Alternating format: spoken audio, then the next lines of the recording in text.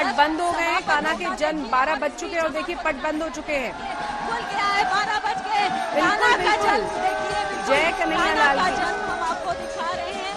बिल्कुल इस समय इसी क्षण की श्री कृष्ण जन्मभूमि की तस्वीरें अपने दर्शकों को हम दिखा रहे हैं। हमारे साथ हमारे सभी संवाददाता बने हुए लगातार। देखिए भगवान कृष्ण का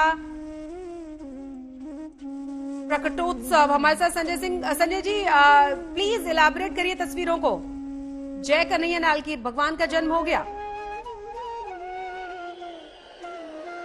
जय कन्हैया लाल की। और यही इसी को भागवतकार ने लिखा है कि जब रात के 12 बजे मध्यरात्रि हुई और उस समय वसुदेव और देवकी ने उस अद्भुत बालक को देखा तो वो विस्मय से चकित रह गए, जिसमें कहते हैं भागवतकार ये लिखते हैं, तमद्भुतम बालकम अंबुजे क्षणम चतुर्भुजम शंख गदा आयुधम श्रीवत्स लक्ष्मम गलशोभि कौस्तुभम पीतांबरम सांद्र पयोद सौभगम महावैदुर्य किरीट कुंडल तुषा परिष्वक्त सहस्र कुंतलम उद्दाम कांचंगद कुंकणादिभिः विरोचमानम वसुदेव ऐक्षत स विस्मयोत्फुल्ल विरोचनो हरिम सुतम विलोक्यानक दुंदुभिस्तदा।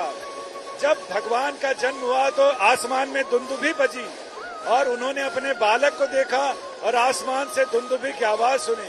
कृष्णावतारोत्सव संभ्रमो स्पृशन मुदा दुजेभ्यो अद्भुतम आप्लुतो गवाम।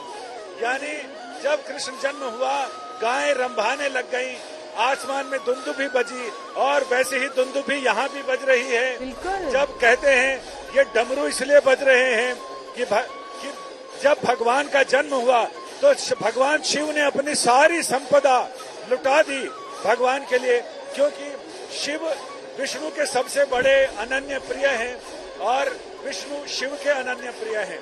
तो ये जो कृष्ण का व्यक्तित्व की बात करें तो कृष्ण विसंगतियों के साधक हैं। एक वहीं वो रागी भी हैं, अनुराग भी को बिल्कुल अलग झटक कर फेंक देते हैं, क्योंकि कृष्ण जिस भी भूमिका में है, चाहे वो प्रियतम की भूमिका हो, एक योद्धा की भूमिका हो, रणनीतिकार की भूमिका हो, सब में बिल्कुल अलग, एक सखा की भूमिका हो, एक पति की भूमिका हो, सब में वो चरम और परम की ओर हैं, परम उत्कर्ष की ओर दिखाई पड़ते हैं। तभी तो वो अद्वितीय हैं।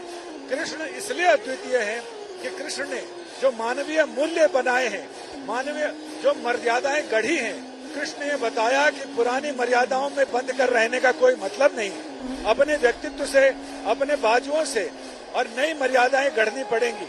इसीलिए कृष्ण का सौंदर्य है वो भी अप्रतिम है। वंशी विभूषित करा नवनीरदाभात पीतांबरात अरुण बिंब फलाधरोष्ठात पूर्णेन्दु सुंदर मुखात अरविंद नेत्रात कृष्णात परम किमपि तत्त्वमहं न जाने।